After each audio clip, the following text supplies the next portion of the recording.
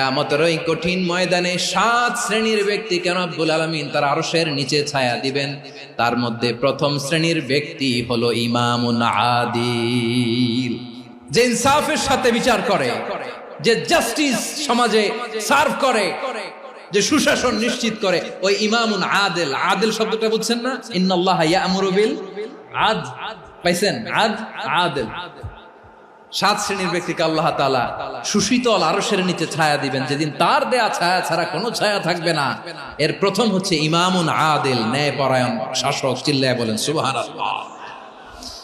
আবার বিশ্বনবী বললেন, ইন্নাল মুকসিতিনা ইনদাল্লাহি আলা মানাবিরা মিন নূর আন ইয়ামিনির রহমান। কিয়ামতের দিন যারা ন্যায় পরায়ণ হিসেবে আল্লাহর সামনে দাঁড়াবে, কিয়ামতের দিন রব্বুল আলামিন তার আরশের ডান দিকে ওই ন্যায় পরায়ণ লোকদের জন্য আরশের ডান দিকে একটা নূরের